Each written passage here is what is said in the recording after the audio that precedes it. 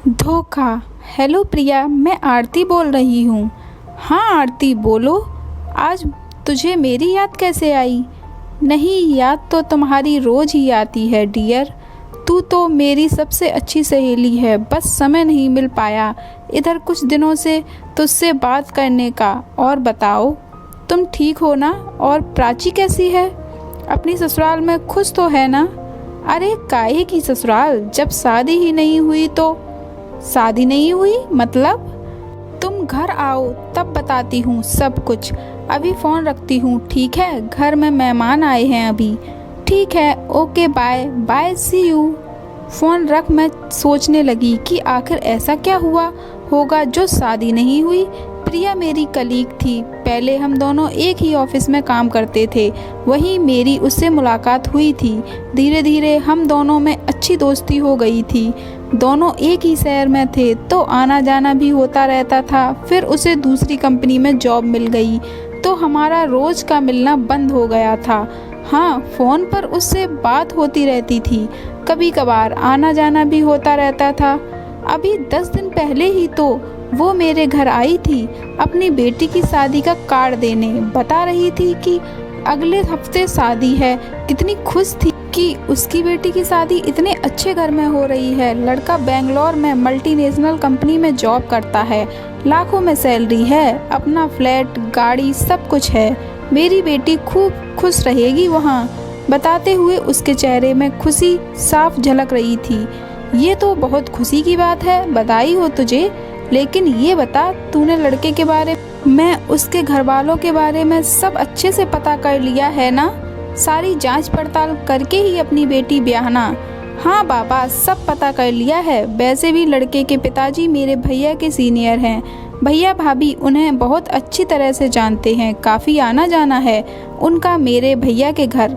भाई ने ही ये रिश्ता कराया है, सब उनका जाना समझा है। लड़के को तो भैया बचपन से जानते हैं। अच्छा, तुम आना जरूर। अब मैं चलती हूँ। हाँ हाँ, मैं ज़रूर आऊँगी, कहकर मैंने उसे विदा किया। पर शादी के 2 दिन पहले मेरे ससुर जी की तबीयत अचानक से बहुत ख़राब हो गई थी। उन्हें एडमिट करना पड़ा, तो इसलिए शादी वाले दिन मैं शाम में ही उनके घर गई थी और शगुन और आशीर्वाद देकर जल्दी ही लौट आई थी, क्योंकि मैं पूरी शादी तक रुक नहीं पाई थी। इसलिए मुझे पता ही नहीं था कि आखिर क्या बात हुई जो शादी नहीं हुई। इसकी वजह जानने की उत्सुकता बढ़ती जा रही थी। अतः दूसरे दिन रविवार को ही मैं उसके घर पहुंच गई थी। उसके घर पहुंचकर देखा, सारा शादी का सामान फैला हुआ था। बहुत खामोशी थी, जैसे बेटी की विदाई हुई हो। मुझे देख प्रिया लिपट कर रोने लगी तो मुझे भी रुलाई आ गई। मैंने उसे ढांढस बताते हुए इशारे में पूछा कि आखिर क्या हुआ। आओ कमरे में चलकर बात करते हैं, उसने कहा।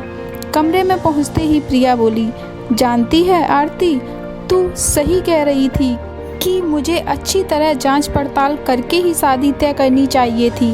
पर तुमने तो बताया था कि तुम्हारे भैया का जाना समझा परिवार है। फिर क्या हुआ? ये रिश्ता तो तुम्हारे भाई ने कराया था।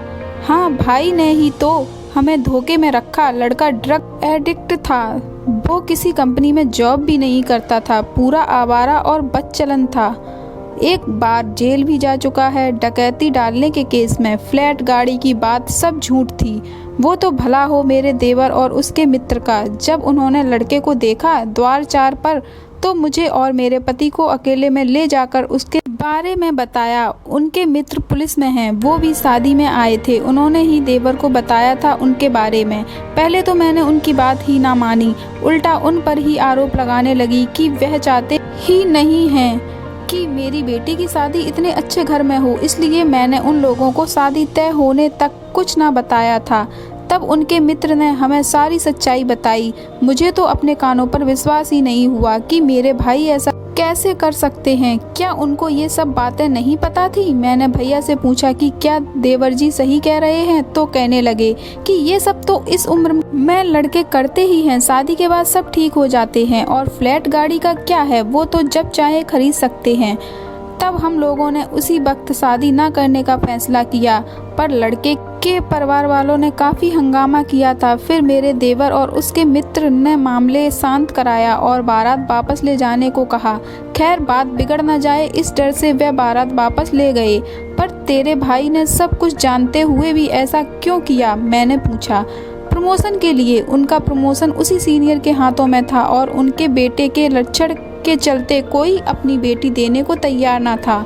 इसलिए मेरे भाई ने मुझे धोखे में रख के ये रिश्ता तय करवाया था कि अगर उनके आवारा बेटे की शादी मेरी बेटी से हो जाएगी तो उनका प्रमोशन तो उनको करना ही होगा। मैं हमेशा से अपने ससुराल वालों को ही गलत समझती थी, पर अब ये एहसास होता है कि हमेशा ससुराल वाले ही गलत नहीं होते हैं।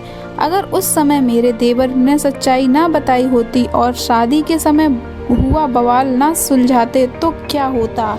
आज उनकी वजह से मेरी बेटी की ज़िंदगी बर्बाद होने से बच गई। उसकी बात सुनकर मैं सोच रही थी कि क्या सगा भाई ऐसा भी कर सकता है? इतना बड़ा धोखा, वो भी अपनी बहन के साथ, कि उसकी बेटी की ज़िंदगी ही बर्बाद हो जाए। यह कहानी आपको कैसी लगी और इसी प्रकार की कहानियों को सुनने के लिए मेरे चैनल को सब्सक्राइब, लाइक एंड कमेंट करें। Thank you for watching.